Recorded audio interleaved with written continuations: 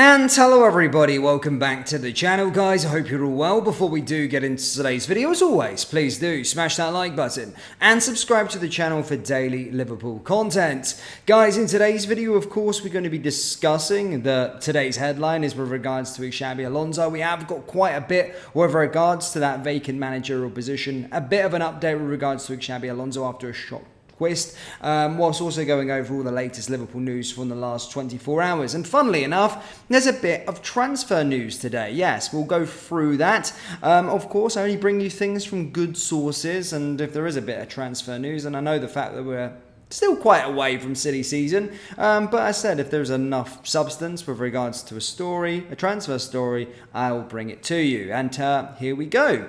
Liverpool are in the process of getting their backroom staff in order, and that's not stopped links to potential summer targets, which could include Nottingham Forest Murillo.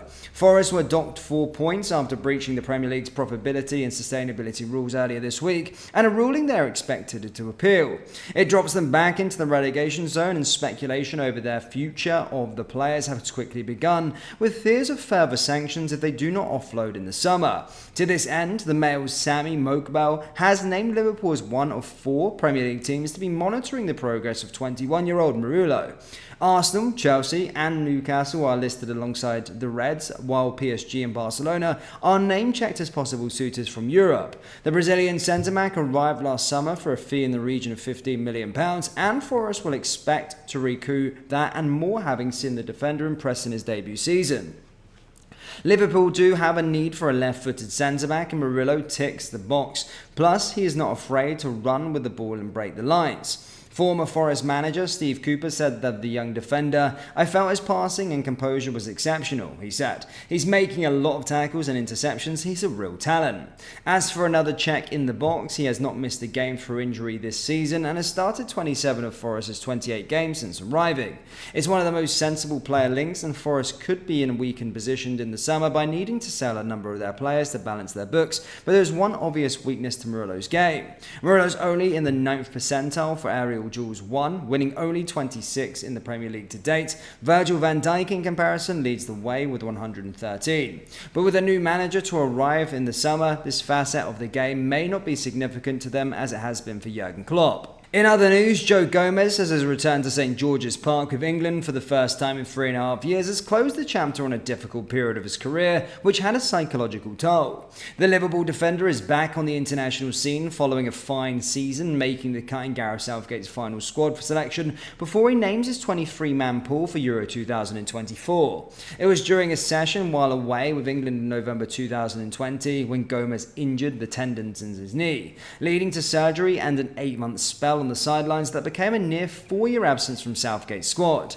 Now Gomez is back in the reckoning and feels he has already put the pain behind him, even before the upcoming Wembley friendly doubleheader against Brazil and Belgium. He stated, "I'd be lying if I said I didn't have a psychological toll. I left in an ambulance quite abruptly from the training pitch. It means a lot to me. Just even yesterday doing the warm-up, it was nice to feel like I could close that chapter, not to be overdramatic. Everyone gets injured as a part of the game, but it being so sudden, the way it happened, just leaving and never really getting the chance to come back was tough to deal with. It has meant a lot to be in the mix, to be with the boys and close that chapter for me personally." Gomez has always been a favourite of Southgate, playing regularly under the England boss when he was in charge of the under-21 setup. Southgate too handed the now 26-year-old his debut in 2017, and Gomez is now delighted to be back amongst it once again.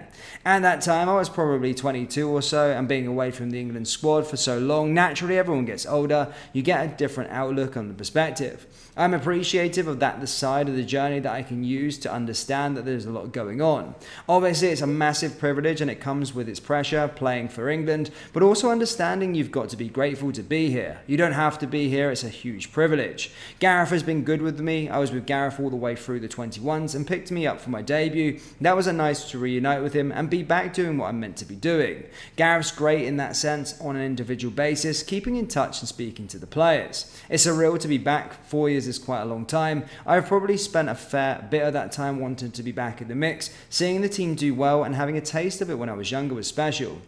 I'd be lying if I said I didn't spend time thinking I wanted to be back with the boys and playing at this level. It has given me a new appreciation to be here and a different perspective now I know the flip side. So of course, yes, it's great to hear that Joe Gomez is back within the England mix again, and that just goes to show he's been doing well for Liverpool. And yeah, great to see him happy. He's certainly a player that's deserved it because he has had a formidable season so far for the Reds. Now, whilst the international football is what's going to be clogging most of our news this week, we are obviously in the mix we are on the search for a brand new manager, and obviously we're probably looking to try and get ahead with this managerial search as we are now in this international break, and now that Richard Hughes has officially been appointed as the director of football, which we announced yesterday. However, we are going to be speaking a bit about Xabi Alonso. We're also going to be talking about the managerial hunt that's set to accelerate, but there is a bit of shock news in regards to Xabi Alonso that I want to discuss firstly. Bayer Leverkusen CEO Fernando Caro has insisted the club are planning for next season with Xabi Alonso at the helm. The former Liverpool midfielder is the front runner to take on the role of manager at Anfield this summer, when Jurgen Klopp will step down after almost 9 years in charge. He is also wanted by Bayern Munich, who are set to part ways with Thomas Tuchel at the end of the campaign. However, Leverkusen's chief Caro has poured cold water on such suggestions, claiming there is no indication Alonso will be going anywhere. He said he has a contract until 2026 and we are planning next season with him full speed. Nothing makes us think that he will not continue with us. Alonso took over at Leverkusen in October of last year, with the German club sat in 17th in the Bundesliga and helped them end the season in 6th position. They have since embarked on a 33-match unbeaten start to this campaign, which has seen them build up a 10-point lead at the top of the table and take them to the latter stages of the Europa League and DFB Pokal. Unsurprisingly, Caro has been blown away by former Spain international's impact and said, as a coach, he is number one in the world at this moment in time. So high praise of course, for Xabi Alonso from, of course, their CEO. And whilst this may come as a bit of a shock, I do feel he's kind of going through the motions and saying those kind of things. And if there is an actual if there's an actual offer for Xabi this summer, then he will have every right to leave if he wants to. Following this, though, and following obviously the news from Richard Hughes, it's said that Liverpool have made the next step in the restructure after Richard Hughes is the new sporting director, and despite him being taking over the helm on June 1st, it is understood they're in the early stages at this moment in time securing Liverpool's next manager. As per the Telegraph's Chris Bascom, the club knew a sporting director would be in position before they would consider former approaches to most converted coaches. Xabi Alonso is the leading candidate, but Sporting Lisbon's Ruben Amorim is another contender, and Brighton's Roberto De Zerbi has seemingly returned to the radar. Unsurprisingly, recruiting a successor to Jurgen Klopp is described as Hughes' first pressing matter. This is now being accelerated, of course, and reports are stating that this is where Liverpool are going to start those extensive searches and start to begin negotiations with potential candidates.